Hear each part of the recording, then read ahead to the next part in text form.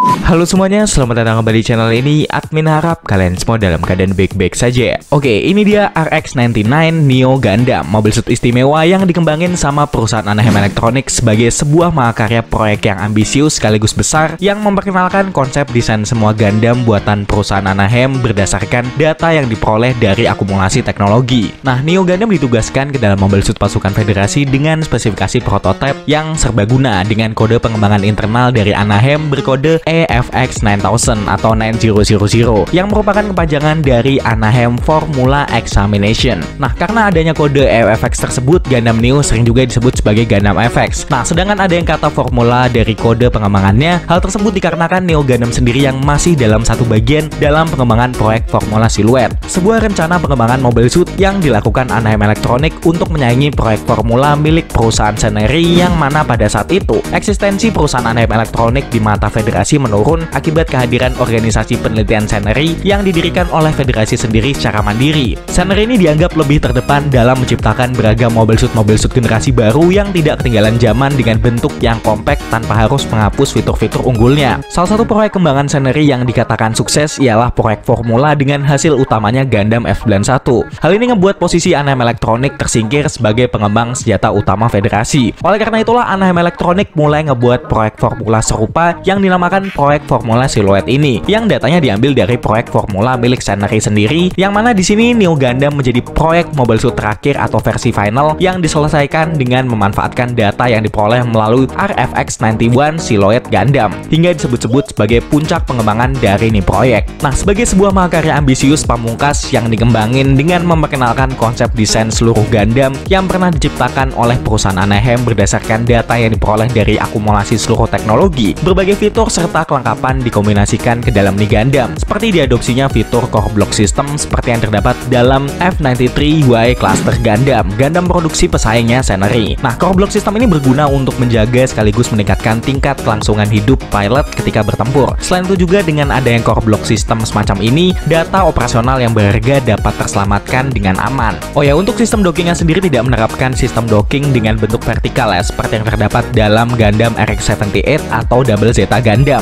melainkan sistem horizontal yang sebelumnya digunakan juga pada unit pertama Gundam RX-78 GP01. Nah, dengan sistem docking dengan bentuk horizontal ini, Neo Gundam dapat dengan mudah untuk menggabungkan dan memisahkan dalam waktu yang lebih singkat dibandingkan bentuk vertikal yang jauh lebih ribet. Nah, selain itu juga adanya beam saber yang terdapat di bagian ransel dapat digunakan sebagai beam cannon ketika dalam bentuk core vector pada saat pemisahan docking dilakukan. Nah, selain penerapan core block system, terdapat juga penerapan persenjataan unik yang dinamakan G-Bird, yang merupakan kepanjangan dari Generative Beam Rifle Device. G-Bird ini merupakan senjata utama yang terdapat dalam Neo Gundam dengan mekanisme penerapannya yang serupa dengan persenjataan burst liner yang digunakan selama One Year War, serta serupa juga dengan Mega Bazooka Launcher seperti yang terdapat di Yakushiki selama di Great War, ataupun Mega Rider yang digunakan selama perang Neo Zeon pertama. Ya, bisa dibilang G-Bird ini merupakan gabungan dari persenjataan laras panjang yang digunakan di perang-perang di masa lalu, namun bedanya pengembangan G-Bird ini lebih didasari kuat dari data yang diperoleh melalui persenjataan Variable Speed Beam Rifle atau VSBR yang terdapat dalam Gundam F91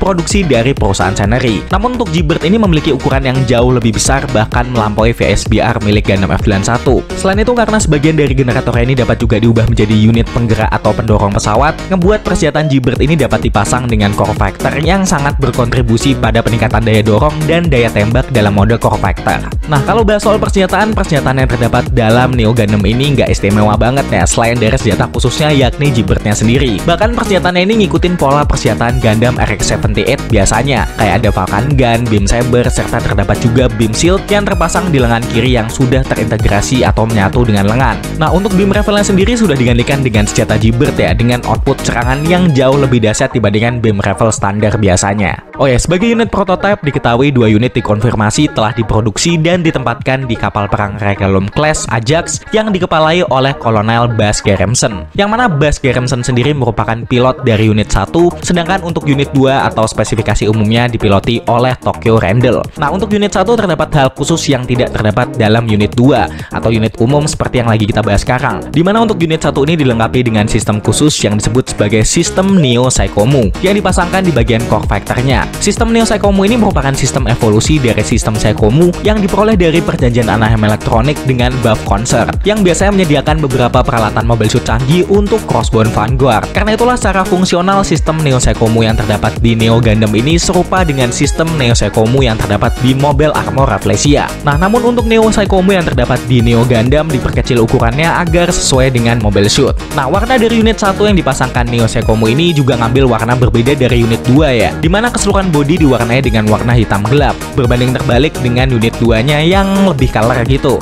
Nah, alasan kuat kenapa unit 1 diwarnai demikian, hal ini dikarenakan pilotnya yaitu Bas Garremson diketahui di manganya melakukan kejahatan perang yang melanggar perintah di mana dia memiliki ambisius politik tersendiri, terlebih setelah dia juga menandatangani sebuah perjanjian rahasia dengan fraksi Crossbone Vanguard. Sehingga bisa dibilang si Bas Garremson ini termasuk dalam tokoh antagonis di akhir cerita. Maka unit 1 sendiri ini digambarin dengan warna gelap yang mengindikasikan kalau nih Mobile Suit merupakan Mobile Suit fraksi lawan. Apalagi terlebih juga diketahui di ceritanya Bas Garremson ini harus tewas bersama Neo Gundam unit 1-nya setelah perlawanannya dengan Neo Gundam unit 2 yang dipiloti oleh Tokyo Randall. Nah, Tokyo Randall sendiri ini merupakan protagonis utama dari Mobile Suit Gundam Silhouette Formula 91 ya, yang juga merupakan mantan bawahan dari Bas Garremson. Nah, karakter Tokyo ini diceritakan sebagai karakter yang jujur, bersih, dan setia terhadap perintah atasan. Namun pada saat itu perintah yang diberikan oleh Bas Garremson cukup memberatkannya, yaitu untuk ikut serta dalam pemburuan yang menargetkan orang-orang yang tersisa dari Neo Zeon. Hal ini ngebuat seorang Tokyo yang kurang setuju dengan perintah Garremson tersebut justru harus membuatnya didepak dari tim Garremson dan kemudian dipindahkan sebagai pilot uji coba untuk proyek Formula Silhouette yang kemudian mendekatkan Tokyo dengan orang-orang dari Anaheim Electronic yang pada akhirnya dia menyadari untuk melawan balik mantan atasannya tersebut, terkhusus setelah pertemuannya dengan Layla Lagior, seorang gadis dari sisa-sisa Neo Zeon yang tinggal di set 3 Zebra Zone yang mengungkapkan kebenaran dari kegiatan federasi di Zebra Zone tersebut, yang mana awal mulanya di daerah Zebra Zone hanya sekedar melakukan uji Mobile Suit justru berkembang menjadi operasi pembersihan sisa-sisa Neo Zeon, hingga pada akhirnya terungkap jika dalam insiden tersebut atau insiden yang dikenal sebagai insiden Zebra Zone sebenarnya telah direkayasa oleh beberapa birokrat dari pasukan Federasi Bumi dengan petinggi dari Crossbone Vanguard yakni Gillette Kruger. Hal tersebutlah yang kemudian membuat Tokyo bersama kru-kru lain dari Anaheim Electronic kemudian mengambil diam-diam alias mencuri Neo Gundam unit 2 yang kemudian mengantarkannya kepada pertempuran akhir dengan mantan atasannya yaitu Bas Garremson. Yang mana setelah insiden Zebra Zone tersebut dan mengetahui seberapa kotornya pemerintah Federasi, Tokyo kemudian memutuskan keluar dari militer Federasi dan melanjutkan kehidupan normalnya sebagai warga sipil biasa.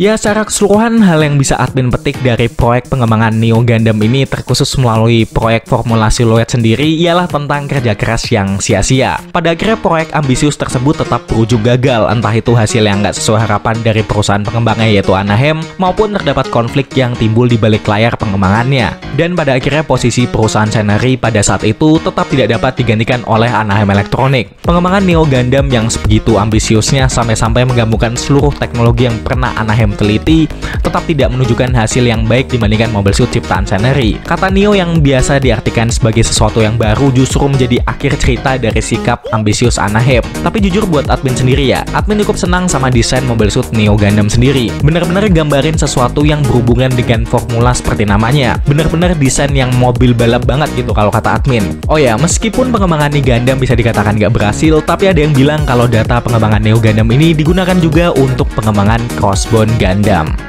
Nah, kalau menurut kalian gimana nih tanggapan kalian soal Neo Gundam 1 ini? Kita diskusi di kolom komentar ya. Oke, cukup sekian dulu yang bisa admin bahas di video kali ini, karena pada dasarnya admin juga manusia penuh dengan dosa. Jika admin ada salah ucap dalam penyampaian informasi, tolong diperbaiki ataupun dilengkapi. Kalau kalian mau donasi ke channel ini sebagai bentuk dukungan kalian terhadap channel ini, dapat kalian akses melalui link di deskripsi. Berapapun nominal kalian akan sangat admin hargai dan terima kasih. Akhir kata, jangan lupa subscribe, like, komen kalau kalian mau ngasih saran ke admin bahas apa berikutnya, dan share video ini ke teman-teman kalian semua. Dan sampai jumpa di video-video berikutnya. Bye-bye!